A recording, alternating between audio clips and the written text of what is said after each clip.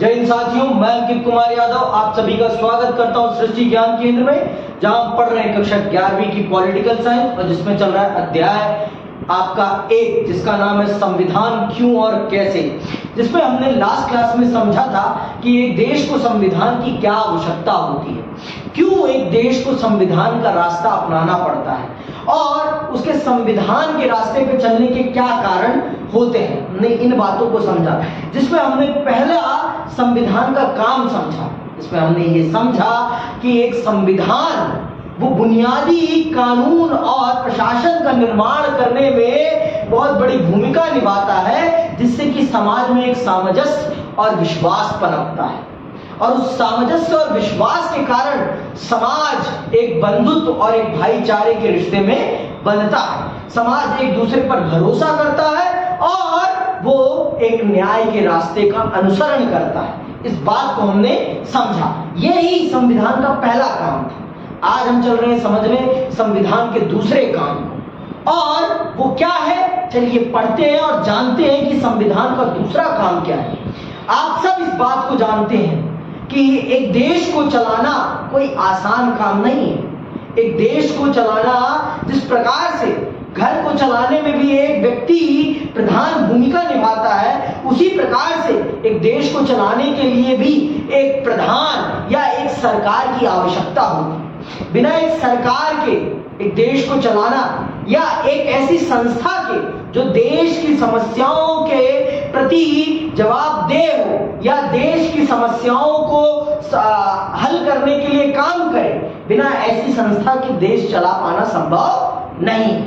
इस बात को आप समझिए। जिस प्रकार से एक स्कूल को एक प्रिंसिपल की जरूरत होती है, उसी प्रकार से एक देश को एक सरकार की जरूरत होती है। तो आज हम चल रहे हैं समझने कि इस देश को चलाने वाली सरकार का निर्माण कैसे होता है और वो सरकार इस देश को कैसे चलाती है। इस बात को हम चल रहे हैं आज समझने, अब संविधान के दूसरे काम के माध्यम से। दूसरा काम कहता ही क्या, निर्णय निर्माण शक्ति की विशिष्टताएं, कि इस देश के से संबंधित निर्णय लेने की शक्तियां किसके पास होंगी, वो कौन होगा जो निर्णय लेगा और इस देश के लिए कानूनों का निर्माण करेगा, इस देश की जनता की प्रतिदिन की समस्याओं को दूर करने का काम करेगा। तो आइए समझते हैं कि देश में सरकार का निर्माण कैसे होता है, ठीक है, और इसमें संविधान की क्या भूमिका है।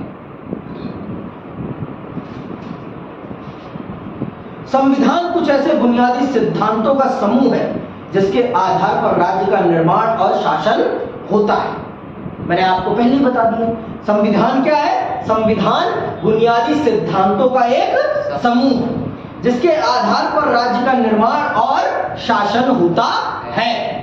ये बात आप जान लीजिए, इस बात को आप बखूबी समझ लीजिए कि संविधान बुनियादी सिद्धांतों का समूह है, बुनियादी सिद्धांतों का समूह है जिस पर देश चलता है, जिस पे देश काम करता है। ये बात आप समझिए, और उसी के इर्द गिर्द पूरा देश चलता है। आगे सुनिए, लेकिन ये बुनियादी नियम क्या हो, लेकिन ये बुनियादी नियम क्या हो और ऐसी कौन सी बात है जो उन्हें बुनियादी बना देती है, वो कौन सी बातें हैं जो इन नियमों को बुनियादी बना देती है, वो सारी चीजें हमें समझना बहुत जरूरी है। बिना हम इन बातों को समझे हम आने वाली चीजों को नहीं समझ पाएंगे। ये बात जानो आप, हमें इन बातों को समझना पड़ेगा कि एक समाज के लिए बुनियादी नियम क्या है, एक समाज के लिए बुनियादी नियम क्या है। इस बात को समझना हम सब के लिए, आपके लिए भी, हमारे लिए, सबके लिए जरूरी है। समझ में आई बात। आगे सुनो क्या कहता है। पर हाँ, सबसे पहले आपको यह तय करना पड़ेगा कि जिन नियमों के आधार पर समाज का शासन होता है उन्हें बनाएगा कौन। जो ये बुनियादी नियम है, ये चलो पता चल जाएगा कि क्या है बुनियादी, लेकिन इनको बनाने की शक्ति किसके पास होगी, कौन ये तय करेगा कि क्या बुनियादी है और क्या बुनियादी नहीं है। इसे तय करने की शक्ति किसके पास होगी, इस चीज को निर्धारित करने में संविधान एक बहुत बड़ी भूमिका निभाता है। संविधान ये बताता है कि इस देश का शासन किस प्रकार से होगा, इस देश में किस प्रकार से एक शासन व्यवस्था का निर्माण होगा, ये सारी बातें संविधान बताता है हम सबको। समझ में आई बात? इस चीज को करने में संविधान बहुत बड़ी भूमिका निभाता है। ये बात जानिए, आप इस बात को समझिए, आप समझिए, हम समझे, सब समझे, तब जाके देश चलेगा। समझ में आई बात? आगे सुनो क्या कहता है आगे। आपको का नियम बनाने की इच्छा है, लेकिन दूसरे लोगों को खा नियम बनाने की चाहत है। मान लो आप का नियम बनाना चाहते हैं, ऐसा तो नहीं है कि समाज में सिर्फ आप अकेले हैं, है ना? समाज में सिर्फ आप अकेले तो है नहीं, समाज में आप जैसे बहुत से लोग हैं और वो चाहते हैं कि खा नियम बने। तो अब ये कैसे निर्धारित हो कि किसके द्वारा शासन चलाया जाएगा, का नियम सही है या खा नियम सही? तो हमने हमारे संविधान में इस समस्या के निदान के लिए एक चुनावी तंत्र बनाया है और उस चुनावी तंत्र के माध्यम से देश की जनता ये तय करती है कि उन पर शासन कौन करेगा, उन पर शासन कौन करेगा। ये जो चुनावी तरीका है ये किसने बनाया है? ये संविधान ने बनाया। संविधान ने बताया है कि देश में किस प्रकार से चुनाव होंगे और जनता किस प्रकार से अपने शासकों का चयन करेगी। इस चीज का निर्धारण कौन कर रहा है? इस चीज का निर्धारण देश की जनता कर रही है। और जनता को यह अधिकार किसने दिया है? जनता को अधिकार इस देश के संविधान ने दिया है। तो आपको समझ में आ रहा है कि संविधान कितना महत्वपूर्ण है। संविधान हद से ज्यादा महत्वपूर्ण है एक देश के लिए। अगर एक देश में संविधान नहीं रहेगा तो उस देश की शासन व्यवस्था चकनाचूर हो जाएगी। कुछ सिद्धांतों का होना बहुत जरूरी है, बहुत जरूरी है। अगर सिद्धांत नहीं होंगे, जिस प्रकार से एक स्कूल को चलाने के लिए कुछ नियमों का होना जरूरी है, उसी प्रकार से एक देश को चलाने के लिए भी कुछ बुनियादी सिद्धांतों का होना बहुत जरूरी है। प्रभु श्री राम क्या बातें बनाती हैं? उनकी मर्यादाएं उन्हें प्रभु श्री राम बनाती हैं, है ना? कि और कुछ है। अगर उन्होंने मर्यादाओं का पालन नहीं किया होता तो वो मर्यादा पुरुषोत्तम प्रभु श्री राम नहीं बनते। ये बात मानो, आप समझ रहे हो ना? आज अगर हम दुनिया की एक बहुत बड़ी आर्थिक ताकत बनकर उभर रहे हैं तो उसके पीछे हमने कुछ सिद्धांत माने हैं, कुछ सिद्धांतों का अनुसरण किया है, इसलिए हम इतनी बड़ी ताकत बन के उभर रहे हैं। दुनिया की 5वीं सबसे बड़ी अर्थव्यवस्था बने हुए हैं। वहीं हमारे साथ पाकिस्तान भी आजाद हुआ था, लेकिन आज वो क्या बन गया है? आज वो गर्द बन गया है। और वहीं हमारे साथ चीन भी आजाद हुआ था, उसने कुछ अलग सिद्धांत अपनाए और उन सिद्धांतों को आगे उन सिद्धांतों के माध्यम से उसने विकास का एक नया पैमाना छुआ।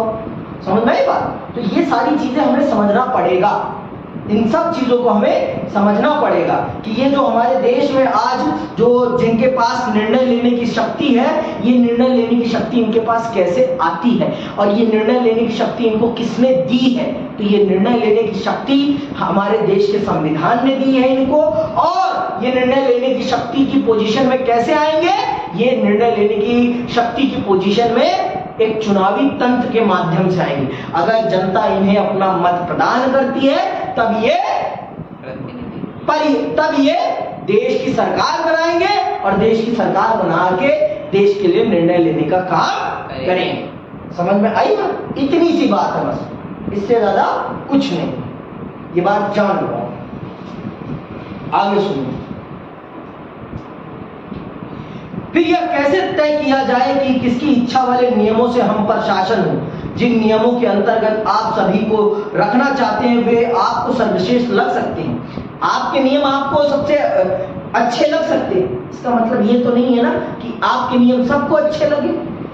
आपका पसंद का खाना सबकी पसंद का खाना हो, ये कोई संभव बात नहीं है। आपको अगर पनीर पसंद है तो इसका मतलब सबको पनीर पसंद हो, ये कोई जरूरी बात नहीं है। किसी को कुछ और भी पसंद आ सकता है, किसी को कुछ और भी पसंद आ सकता है। समझ में आई बात? सबकी पसंद अलग अलग है, सबकी पसंद अलग अलग है और सबके पास अधिकार है, सबके पास अधिकार है। समझ में आई बात? तो आप किसी से जबरदस्ती ये नहीं कह सकते कि तुझे भी पनीर पसंद करनी पड़ेगी, ये आप कदापि नहीं कह सकते हैं। समझ में आई बात? आगे सुनो। जिन नियमों के अंतर्गत आप सभी को रखना चाहते हैं वे आपको सर्वश्रेष्ठ लग सकते हैं, लेकिन दूसरे लोगों को लगता है कि उनके द्वारा सुझाए गए नियम सर्वश्रेष्ठ हैं। इस विवाद को कैसे सुलझाया जाए? अंततः यह निर्णय करने से पहले कि हमारे समूह को किन नियमों से शासित होना है, हमें वास्तव में यह तय करना पड़ेगा कि उन नियमों को बनाएगा कौन। हमें इन सब चीजों को सोचने से पहले हमें ये निर्धारित करना पड़ेगा कि नियमों को बनाने की जिम्मेदारी किसके कंधों पर होगी। का नियम सही है कि खा नियम सही है, इस बात का निर्धारण तब होगा जब हमें ये पता चलेगा कि इस नियम को बनाने के लिए किन प्रक्रियाओं का पालन करना पड़ेगा। तब तक जब तक हमें भाई जब तक आपको रसोई का रास्ता ही नहीं पता चलेगा तब तक कैसे कोई अपने मनपसंद का खाना बना पाएगा? रसोई का भी तो पता चले ना भाई। जब तक रसोई ही नहीं बनेगी तब तक खाना कैसे बन जाएगा? कि बन जाएगा खाना? नहीं बन पाएगा, संभव नहीं है ना। बिना रसोई के खाना संभव नहीं है। तो उसी प्रकार से बिना सरकार बनाए कानून बनाए नहीं जा सकते। तो सरकार कैसे बनेगी पहले ये तो निर्धारित हो जाने दो, पहले सरकार तो बनने दो, फिर उसके बाद देखते हैं सरकार कैसे बनेगी। ये सुनिएगा, संविधान इस प्रश्न का भी उत्तर देता है। वह समाज में शक्ति के मूल वितरण को स्पष्ट करता है। संविधान यह तय करता है कि कानून कौन बनाएगा। कानून कौन बनाएगा, इस प्रश्न का उत्तर सैद्धांतिक रूप में कई प्रकार से दिया जा सकता है। राजतंत्र में कानून का निर्माण राजा करता है। जो राजतांत्रिक व्यवस्था होती है उसमें कानून का निर्माण कौन करता है? राजा करता है। कौन करता है? राजा करता है। ठीक है। लेकिन जो प्रजातांत्रिक सरकारें होती हैं, जहां प्रजातंत्र होता है, जैसे हमारा देश एक प्रजातांत्रिक देश है, तो यहां पर जनता अपने प्रतिनिधियों को चुनती है। देखो भाई बहुत बड़ी जनसंख्या है, 140 करोड़ लोग हैं और 140 करोड़ लोगों को रोज इकट्ठा करना तो संभव नहीं है ना। किसी एक जगह पे खड़े भी नहीं हो सकते। क्यों हो सकते हैं? नहीं हो सकते। संभव है? नहीं। तो हम क्या करते हैं, फिर हमने अपने इन लोगों के बिहाफ पर हमने प्रतिनिधि नियुक्त करे और ये प्रतिनिधि इनके बिहाफ पर आकर कानून बनाने में इन लोगों की भागीदारी सुनिश्चित करते हैं, है ना। तो यही कर रहा है ना। तो प्रजातंत्र में प्रतिनिधि तय करते हैं कि उनकी जनता पर किस प्रकार के कानूनों से शासन किया जाएगा। प्रजातंत्र में कौन तय करता है? प्रतिनिधि। समझ में? जिनको कौन चुनता है? जनता चुनती है। समझ में आई बात? चुनाव के माध्यम से। ठीक है, आगे सुनोगे तो पता चलेगा। जबकि कुछ संविधान जैसे पुराने सोवियत संघ के संविधान में निर्णय करने का अधिकार केवल एक पार्टी को दिया गया था, लेकिन लोकतांत्रिक संविधानों में, अंडरलाइन कर लो, लोकतांत्रिक संविधानों में मोटे तौर पर संविधानों में निर्णय मोटे तौर पर जनता लेती है। लेकिन यह विषय इतना सरल नहीं। यदि यह मान भी लिया जाए कि जनता निर्णय लेती है, तब भी यह प्रश्न अनुत्तरित रह जाता है कि जनता निर्णय कैसे लेती है। क्या कोई कानून बनाने के लिए सभी लोगों को सहमत होना चाहिए? प्राचीन यूनान की पद्धति के अनुसार क्या प्रत्येक मुद्दे पर सभी लोगों को वोट देना चाहिए या लोगों को अपने निर्वाचित प्रतिनिधियों के द्वारा अपनी राय को व्यक्त करना चाहिए? लेकिन लोगों को अपने प्रतिनिधियों के माध्यम से काम करना हो तो उन प्रतिनिधियों का चयन कैसे हो और कुल कितने प्रतिनिधि हो, इस चीज का भी तो पता चले ना। अगर सच में अगर जनता को अपने प्रतिनिधियों के माध्यम से ही निर्णय लेना है तो उन प्रतिनिधियों का चयन कैसे होगा, इस चीज का भी तो निर्धारण होना चाहिए। इस चीज का भी तो निर्धारण होना चाहिए कि कैसे प्रतिनिधियों का चयन होगा, कैसे ये प्रतिनिधि चुने जाएंगे। इन सब बातों का भी तो पता चलना चाहिए। अगर इन सब बातों का नहीं पता चलेगा तो कैसे फिर हमारी जनता अपने प्रतिनिधियों को चुनेगी। समझ में आई बात? अब ये तो संभव नहीं है कि पूरे देश को हर विषय पर वोटिंग कराई जाए, क्योंकि वोटिंग फ्री में तो होती ही नहीं है, वोटिंग कराने में भी मोटा पैसा लगता है।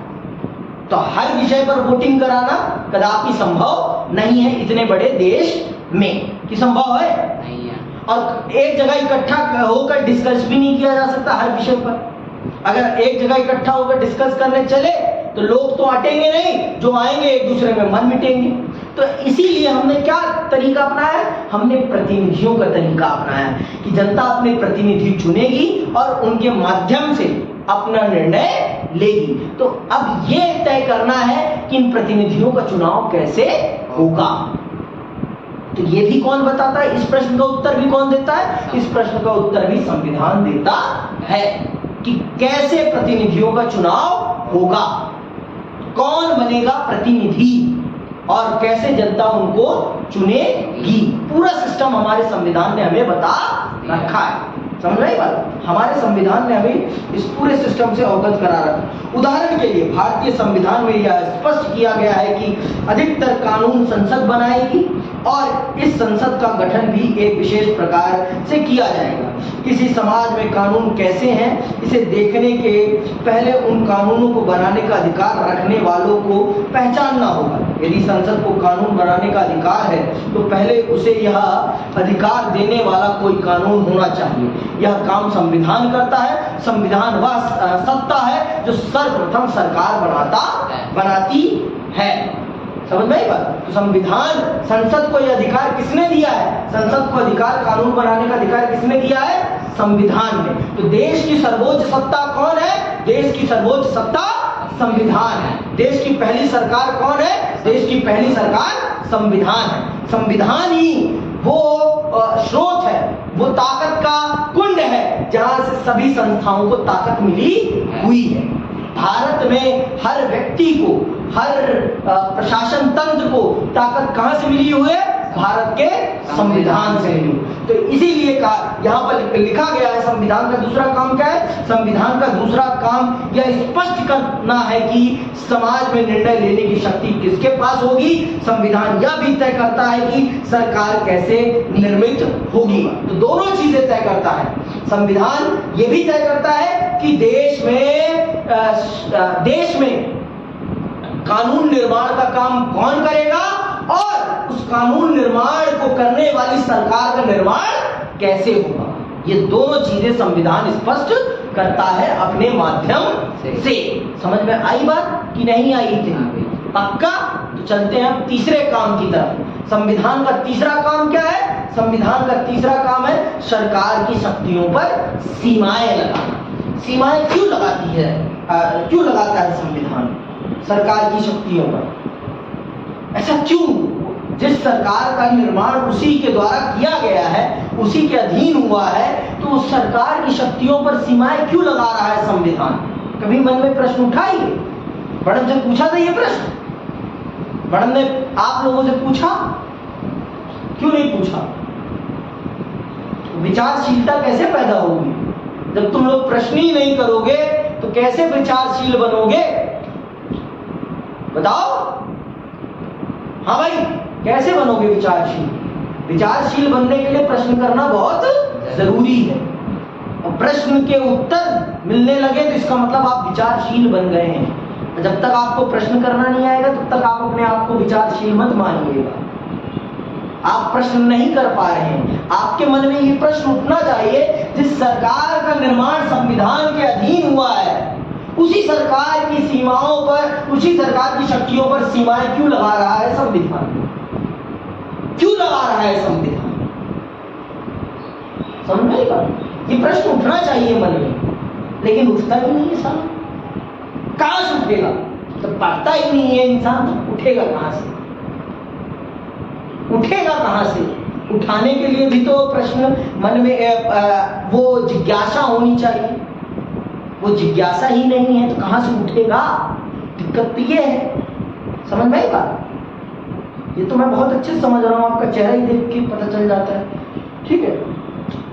तो सरकार की शक्तियों पर सीमाएं इसलिए लगाई जाती हैं क्योंकि सरकार को चलाने वाले व्यक्ति होते हैं और व्यक्ति की मानसिकता कब बदल जाए कोई पता नहीं है। किताब की कोई मानसिकता नहीं होती, लेकिन व्यक्ति की तो मानसिकता होती है ना। सरकार में बैठा व्यक्ति है ना कि किताब, समझ में आई बात? तो व्यक्ति की अपनी एक मानसिकता होती है। मेरी अपनी मानसिकता है, आपकी अपनी मानसिकता है। ताकत मिलने के बाद हमारी मानसिकता किस प्रकार से बदल जाए कोई पता नहीं है। समझ में आई बात? चुनाव के समय हम कुछ और है, चुनाव के बाद हम कुछ और हो जाते हैं। अगर हमारे पास ताकत आ जाती है तो ये बात मानते हो कि नहीं मानते? तो इसीलिए संविधान ने सरकार की शक्तियों पर सीमाएं लगाई हैं, जिससे कि वो अपनी सत्ता के अहंकार में नागरिकों के अधिकारों के साथ खिलवाड़ ना कर सके। आई बात समझ में? अपने सत्ता के अहंकार में लोगों के साथ भेदभाव ना कर सके, इसीलिए ये करा गया, जिससे कि देश में क्या कानून व्यवस्था और भाईचारा, प्रेम, समानता, स्वतंत्रता बनी रहे और देश के नागरिकों के साथ किसी भी प्रकार का भेदभाव ना हो सके, किसी भी आधार पर। समझ में आई बात? कि अभी भी बात भेजे में नहीं गई, पक्का चली गई, इतने में ही घुस गया। चलो सुनो तो, सरकार की शक्तियों पर सीमाएं। मान लीजिए कि आपने यह तय कर लिया है कि निर्णय कौन करेगा, किंतु जब उस सत्ता ने कानून बनाए तब आपको लगा कि वे कानून पूर्णतः अनुचित है। उदाहरण के लिए उसने आपको अपने धर्म का पालन करने से रोक दिया, या उसने यह निर्णय लिया कि किसी खास किस्म के रंग वाले वस्त्र नहीं पहने जा सकते, या आप कुछ विशेष गीत गाने को स्वतंत्र नहीं है, या किसी विशेष समूह, धर्म, जाति के लोगों को सदैव दूसरों की सेवा करनी पड़ेगी और उन्हें किसी प्रकार की संपत्ति रखने का अधिकार नहीं होगा, या सरकार किसी को भी मनमाने तरीके से गिरफ्तार कर सकती है, या किसी एक खास रंग वाले लोगों को ही कुएं से पानी भरने की इजाजत दी जाएगी। मान लो सत्ता में आने के बाद सरकार ने इस प्रकार के निर्णय लिए, तो आप क्या कर लोगे? आप कुछ कर पाओगे? सरकार है, आप कुछ कर पाओगे? कुछ नहीं कर पाओगे। इसीलिए संविधान इस मानसिकता को बहुत अच्छे से जानता था। संविधान निर्माता इस मानसिकता को बहुत अच्छे से जानते थे कि व्यक्ति सत्ता में आने के बाद अहंकारी हो जाता है। व्यक्ति के पास सत्ता आ जाने के बाद वो अपने आप को ही भगवान समझने लगता है। इसीलिए उन्होंने इस चीज को पहले ही भांप लिया था, समझ लिया था और इसका प्रावधान संविधान में कर दिया था कि आप चाह कर भी इस देश के नागरिकों के अधिकारों के साथ खिलवाड़ नहीं कर सकते। आप चाह कर भी इस देश के नागरिकों के अधिकारों के साथ खिलवाड़ नहीं कर सकते, इस देश के नागरिकों के साथ भेदभाव नहीं कर सकते, और किसी भी आधार पर, चाहे वो लिंग हो, चाहे वो रंग हो, चाहे वो कोई भी आधार हो, जाति हो, धर्म हो, आर्थिक हो, कुछ भी हो, आप उनके साथ भेदभाव नहीं कर सकते हैं। चाहे वो राजा का बेटा हो, चाहे वो गरीब का बेटा हो, किसी के साथ भेदभाव नहीं। किन आधारों पर? न जन्म के आधार पर, न जाति के आधार पर, न लिंग के आधार पर, न धर्म के आधार पर, न ही वर्ग के आधार पर, किसी भी आधार पर नहीं किया जा सकता। तो इस चीज को सुनिश्चित करने के लिए भारत के संविधान में भारत के नागरिकों को कुछ अधिकार दे दिए गए हैं। और उन अधिकारों को क्या कहा गया है? उन अधिकारों को मौलिक अधिकार कहा गया है, जिनके खिलाफ जाकर सरकार कभी भी कोई कानून नहीं बना सकती, कभी भी कोई भी कानून नहीं बना सकती, और अगर बनाती है तो न्यायपालिका उन्हें रद्द कर देगी। इस बात का प्रावधान भारत के संविधान में कर दिया गया है। समझ में आई बात कि नहीं आई? अभी पक्का? चलो, कितने दिन याद रहेगा ये देखने वाली बात है। स्वाभाविक है कि आपको यह कानून अनुचित और अन्यायपूर्ण लगेंगे, यद्यपि ये सभी कानून उस सरकार के द्वारा बनाए गए जो एक विशेष प्रक्रिया का पालन करके बनी थी, लेकिन सरकार द्वारा ऐसे कानूनों को बनाने के पीछे जरूर कोई अन्यायपूर्ण बात रही होगी। समझ में आई बात? अभी रिपीट मत करो। अंततः संविधान का तीसरा काम यह है कि वह सरकार द्वारा अपने नागरिकों पर लागू किए जाने वाले कानूनों पर कुछ सीमाएं लगाए। ये सीमाएं इस रूप में मौलिक होती हैं कि सरकार कभी उनका उल्लंघन नहीं कर सकती। तो वो सीमाएं उसने इस प्रकार से निर्धारित कर दी है कि उसने देश के नागरिकों को मौलिक अधिकार मुहैया करा दिए और उन मौलिक अधिकारों के खिलाफ जाकर सरकार कभी भी कोई कानून नहीं बना सकती है किसी भी हालत में। तो चाहकर भी इस देश के नागरिकों के साथ सरकार भेदभाव नहीं कर सकती है। समझ में आई बात? चाहकर भी वो इस देश के नागरिकों के साथ भेदभाव नहीं कर सकती है। समझ में आई बात? इतनी की नहीं आई है पक्का? संविधान सरकार की शक्तियों को कई तरह से सीमित करता है। सरकार की शक्तियों को सीमित करने का सबसे सरल तरीका यह है कि नागरिकों के रूप में हमारे मौलिक अधिकारों को स्पष्ट कर दिया जाए और कोई भी सरकार कभी भी उनका उल्लंघन न कर सके।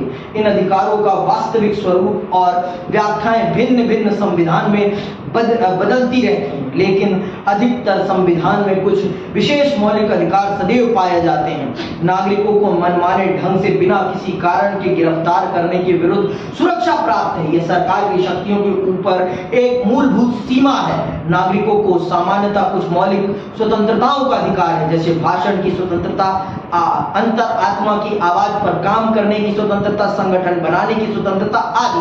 व्यवहार में इन अधिकारों को राष्ट्रीय आपातकाल में सीमित किया जा सकता है और संविधान उन परिस्थितियों का उल्लेख भी करता है जिनमें इन अधिकारों को वापस लिया जा सकता है। कुछ विशेष परिस्थितियों में ही